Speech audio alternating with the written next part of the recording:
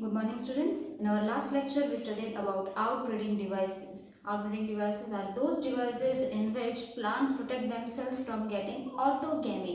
Autogamy करने से वो बच जाते हैं, ठीक है। आज हम दूसरा important lecture करने वाले हैं, that is pollen pistil interaction. What does the name interaction mean? Interaction मतलब communication होता है, ठीक है।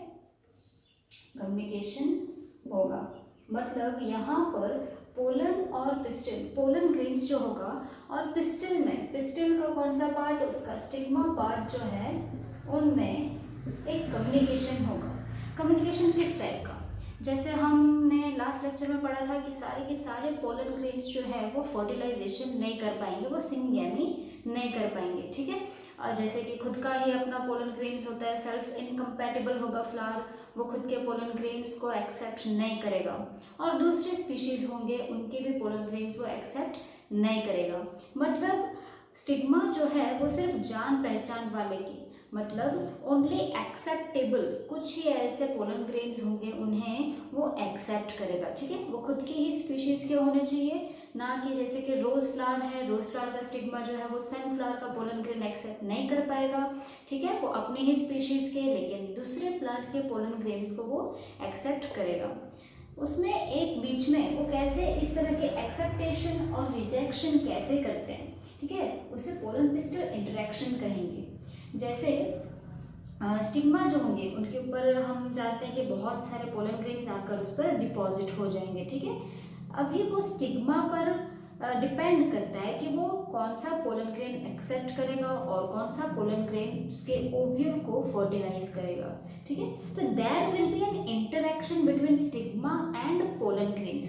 जैसे ये पोलन स्टिग्मा का कोई सरफेस है, ओके, ये स्टिग्मा का कोई सरफेस है, एक्चुअली ये कोई स्टिकी पार्ट होता है, लेकिन हम सिंपल सा डायग्राम बना रहे हैं यहाँ पर, ठीक है। और ये पोलन ग्रेन है, तो ये पोलन ग्रेन जैसे ही यहाँ पर डिपॉजिट हो रहा है ऑन द स्टिग्मा, तो स्टिग्मा में भी कुछ हार्मोनल चेंजेस आ जाएंगे और वो पोलन ग्रेन भी कुछ हार्मोन या फिर कुछ केमिकल उस पर रिलीज कर देगा, जो कि दोनों अगर हार्मोन और वो एंजाइम के बीच में एक्सेप्टेशन होगी, ठीक है, तभी ही वो यहाँ से पोलन ट्यूब राइज करना शुरू करेगा, तब भी ये स्टिग्मा जो है वो पोलन ग्रेन को पोलन ट्यूब बनाने के लिए उसे अलाउ करेगा, वरना उसे रिजेक्शन कहेगा, ठीक है।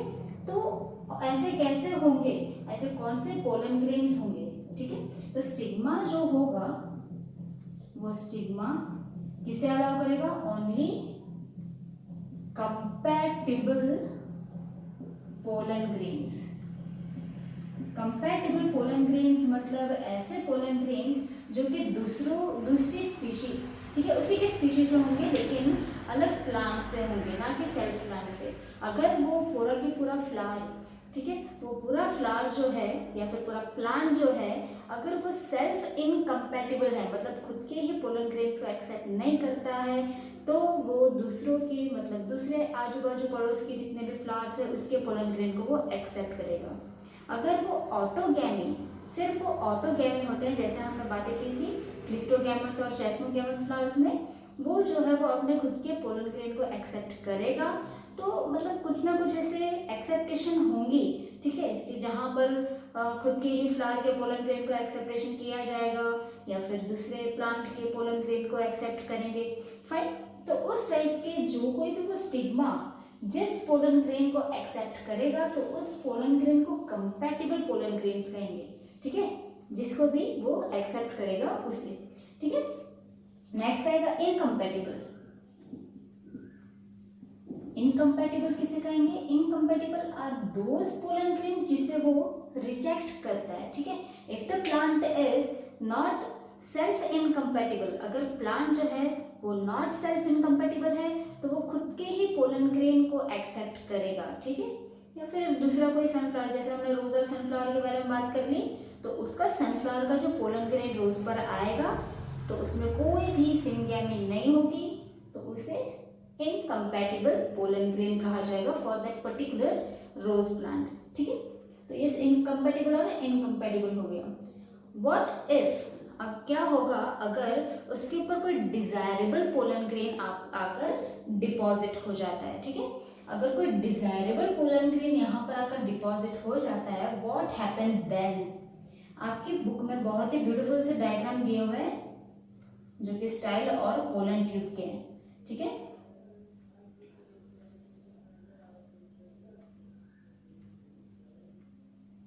यह आपका पर्टिकुलर स्टाइल है और ये हमारे पोलन ग्रेन्स जो ऊपर डिपॉजिट हो चुके हैं।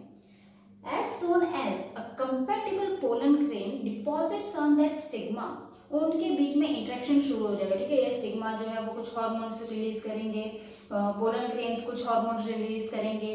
अगर दोनों के अच्छे इंटरेक्शन होते हैं, अगर ये ठीक से डिजायरेबल जो होगा वो पोलन ग्रेन आकर इस पर डिपॉजिट हो जाएगा, तब क्या होगा, यहाँ से कोई भी एक, मतलब कोई एक जंप होगा। हम तो जानते हैं कि यहाँ पर अगर एक सिंगल ओव्यूल होगा, ठीक है, अगर एक सिंगल यहाँ पर ओव्यूल होता है तो एक ही पोलन ग्रेन जो है वो जर्मिनेट होगा, वरना अगर 2-3 ओव्यूल होंगे तो उस तरह से पोलन ग्रेन्स भी 2-3 ही जर्मिनेट करेंगे, ठीक है। आपकी बुक में दिया हुआ है वन ऑफ द जम्पोर्स, मतलब ढेर सारे जम्पोर्स यहाँ पर अटैच होंगे स्टिग्मा के ऊपर, लेकिन only one of the जम्पोर will give rise to a pollen tube, ठीक है। इस तरह से मस्त छोटी सी एकदम थिन सी एक पोलन ट्यूब बनाएगा।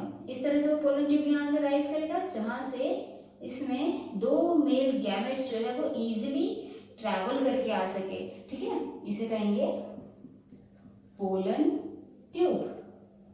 पोलन ट्यूब जो है वो एक स्लैंडर फिलामेंट से, जिसे स्टाइल कहेंगे, उसमें से वो राइज होकर ओव्यूल की तरफ जाएगा, ठीक है। एज सून एज यहाँ पर जो है हमारा ओव्यूल का अगर हम स्ट्रक्चर पढ़ते हैं, स्ट्रक्चर बहुत ही ज़्यादा इंपॉर्टेंट है, क्योंकि अगर आपको स्ट्रक्चर नहीं पता हो तो आपको फर्टिलाइजेशन या इंटरैक्शन समझना बहुत ही मुश्किल है। हमने बात की थी 2 एंड, एक चैलेजल एंड, दूसरा माइक्रोपाइलर एंड। माइक्रोपाइलर एंड के पास इस तरह से 3 सेल थे। One of this 3 cell was the egg cell, ठीक है। ये बीच वाला जो है वो एग सेल है। ये दोनों को सिनर्जिड्स कहेंगे।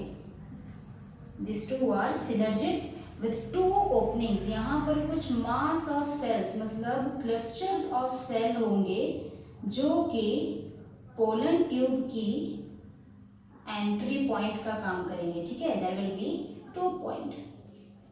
एक सिनर्जिड में ये एक मास ऑफ सेल होगा जिसे कहेंगे फिलीफॉर्म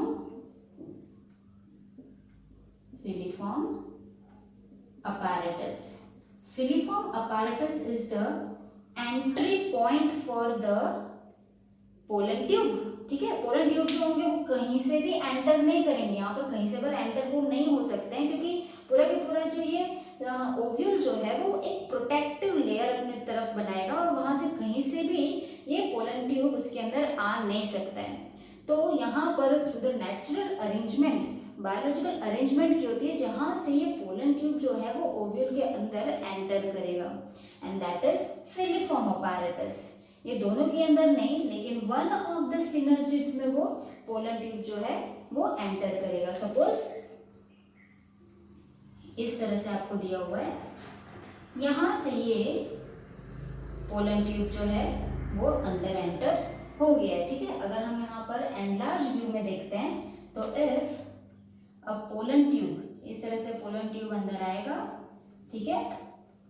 ये हमने एनलार्ज व्यू दिया हुआ है, यहाँ से पोलन ट्यूब अंदर आ जाएंगे और वो पोलन ट्यूब में होंगे 2 मेल गैमेट्स, ठीक है। यहाँ पर 2 मेल गैमेट्स होंगे और वो अंदर की तरफ चले जाएंगे, ठीक है। तो ये होगा हमारा इंटरैक्शन, कि अगर इसके बाद जो कोई भी ये प्रोसेस होने वाला है वो हमारा पोस्ट फर्टिलाइजेशन इवेंट्स में आ जाएगा, ठीक है। हमारा फर्टिलाइजेशन इवेंट में आ जाएगा। हम जो अभी ये पोलन पिस्टल इंटरेक्शन पढ़ रहे हैं that is nothing but pre fertilization event. Fertilization होने से पहले क्या होगा, ठीक है, जैसे कि हमने रिप्रोडक्शन इन ऑर्गेनिज्म में हम डिस्कस कर चुके थे, pre fertilization, fertilization and post fertilization. These are the events of pre fertilization. Pollen pistil interaction में क्या हो रहा है कि मेल गैमेट फीमेल गैमेट तो ऑलरेडी यहाँ पर बन चुके हैं, अब वो इंटरेक्ट होंगे।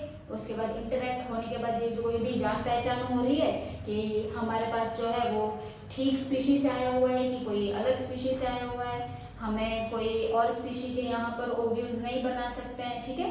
तो इस तरह से वो पहले जान पहचान होगी, एक छोटा सा इंटरेक्शन होगा। जब वो इंटरेक्शन खत्म हो जाता है, अगर ये पोलन ग्रेन डिजायरेबल क्वालिटी का है, ठीक है, कंपैटिबल है, तो यहाँ से पोलन ट्यूब राइज होगा और वो सीधा यहाँ पर फिलिफॉर्म अपैरेटस, कोई भी सिनर्जिड के दो में से कोई भी एक सिनर्जिड के फिलिफॉर्म अपैरेटस में वो पोलन ट्यूब की एंट्री हो जाएगी, ठीक है। तो ये और यहाँ पर चैलेसेल एंड जो है यहाँ पर भी 3 एंटीपोडल सेल थे and this is polar nuclei, ठीक है। ये हमारा स्ट्रक्चर जो है बहुत ही ज्यादा इंपॉर्टेंट है, ठीक है।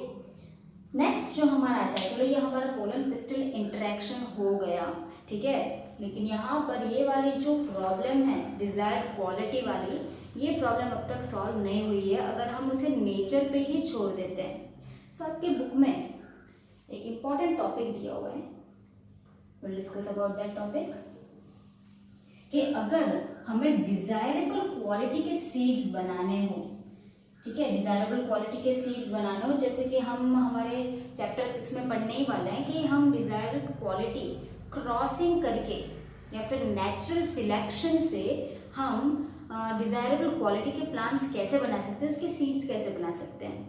आपके बुक में बहुत ही इंपॉर्टेंट दिया हुआ है, that is emasculation and bagging। Emasculation and bagging बहुत ही सिंपल से टेक्निक्स है, लेकिन अगर हम उसे कॉमर्शियली या फिर लार्ज स्केल में करने के लिए जाए तो बहुत ही क्रूशियल हमारा एक्सपेरिमेंट होगा। What happens in emasculation is, यहाँ पर हम जैसे पढ़ चुके हैं कि हमें सिर्फ डिजायरेबल क्वालिटी के या फिर कंपैटिबल पोलन ग्रेन्स ही चाहिए, ठीक है, लेकिन अगर हम नेचर पे ही उसे छोड़ देंगे तो फिर ये चीज़ जो है वो पॉसिबल नहीं होगी, क्योंकि वो किसी भी स्पीशी के किसी के भी पोलन ग्रेन्स को एक्सेप्ट कर लेगा, ठीक है। हमें वहाँ पर कोई इंश्योरेंस नहीं होगी कि हाँ हमारे पास जो है वो डिजायर्ड क्वालिटी के सीड्स ही आए हैं। तो what happens over here is, this is our particular stigma, okay, और ये स्टाइल है, these are the anthers, ये anthers होंगे। what happens in emasculation, emasculation में क्या होगा कि जो कोई भी ये ब्रीडर्स होंगे, जो कोई भी साइंटिस्ट होंगे या फिर बॉटनिस्ट होंगे, वो ये एंथर्स को आफ्टर फ्लावर जब मैच्योर हो जाएगा, वो जब इस तरह से खुल जाएगा, तब इसके दिहाइस होने से पहले, व्हेन बिफोर द एंथर दिहाइस, ये फोरसेप्स से ये एंथर्स को यहाँ से रिमूव आउट कर देंगे, ठीक है। वो फोरसेप्स किसे कहेंगे, वो छोटा सा इस तरह से प्लगर होगा, वो प्लगर से ये एंथर्स को एक एक करके वहाँ से निकाल देंगे without damaging the stigma and style, ठीक है। उसे ये दोनों को अगर कोई डैमेज हो गया तो प्रॉब्लम हो जाएगी, ठीक है, फ्लावर जो है वो यूजलेस हो जाएगा। तो वो एंथर्स को रिमूव आउट कर लेंगे और उसे रख देंगे, ठीक है। वो दिहाइस नहीं होगा, उसका पोलन ग्रेन रिलीज नहीं होगा, उसी से पहले ये एंथर को रिमूव आउट कर देंगे। उस प्रोसेस को इमैस्कुलेशन कहेंगे, that is removal of anther before it dehisces, ठीक है। what happens after that, चलो अपना ही ये एंथर को निकाल दिया तो कोई प्रॉब्लम नहीं है, लेकिन अड़ोसी पड़ोसी के कहीं से भी हमारा कोई विंड का या फिर कोई ऐसे नेचुरल एजेंट का, पॉलिनेटिंग एजेंट का कोई भरोसा नहीं होता है, हम जानते ही हैं, कोई और टाइप के पोलन ग्रेन्स यहाँ पर आ सकते हैं। तब क्या होगा, ये पूरे के पूरे स्टिग्मा को एक बटर पेपर बैग से, बटर पेपर या फिर कोई एकदम ही लाइट पेपर से, ठीक है, उसे कवर कर देंगे। तो इस टेक्निक को बैगिंग कहा जाएगा, that is covering the stigma before before it's receptivity. क्यों? क्योंकि पोलन ग्रेन ऑफ कोर्स हमें दिखाई तो नहीं देगा, ठीक है, हम तो देख नहीं पाएंगे कौन सा पोलन ग्रेन आकर अटैच हो जाता है। तो जब तक वो रिसेप्ट हो जाए, रिसेप्टिविटी उसमें आ जाए, उसी से पहले अगर हम उसे बैगिंग कर लेते हैं तो हमारे पास एक एश्योरेंस आ जाएगा कि हाँ, अगर रिसेप्टिविटी नहीं है तो कौन सा पोलन ग्रेन आकर इसके ऊपर डिपॉजिट होगा, ठीक है। सो बिफोर इट मैच्योर्स, अगर ये रिसेप्टिविटी हासिल करने से पहले ही अगर हम उसे बैगिंग कर लेंगे तो एक हमारे पास एश्योरेंस आ जाएगा। अगर ये बैगिंग कर ली, चलो ये बैगिंग सब कर ली, अब बाद में क्या होगा? बाद में जो कोई भी बॉटनिस्ट है, ठीक है, वो बॉटनिस्ट कोई भी कंपैटिबल, कोई सिलेक्टिव स्पीशीज से अपना नेचुरल पोलन ग्रेन लेकर आएगा and it will remove the bag, ये बैग को रिमूव कर देगा। देन इस तरह से वो pollen grain, mature pollen grain को इस तरह से फोर्सेप्स से पकड़कर, ठीक है, ये फोर्सेप्स से पकड़कर यहाँ पर उसे शेड कर देगा, ठीक है। It will shed some pollen grains on it. अपने आप इस तरह से उसे शेड कर देगा, क्योंकि अगर हम हाथ में पकड़ने के लिए जाए तो शायद वो डैमेज भी हो सकता है, ठीक है। उसके ऊपर उसे शेड कर देगा, तब वो अपने आप इसके ऊपर शेड हो जाएगा with lots of dust on it. अब दूसरे पोलन ग्रेन्स यहाँ पर ऊपर आने की कोई प्रोबेबिलिटी नहीं है, ठीक है। तो जब ये डिपॉजिट हो जाता है, there will be no covering, कुछ भी नहीं होगा, वो फ्लावर को वैसे के वैसे रहने देंगे, ठीक है। तब तक यहाँ पर उसका फ्रूट बनेगा with seeds, some of the seeds, ठीक है, और वो सीड्स से वो प्लांट बनाएंगे that is of desired quality. That is our emasculation and bagging.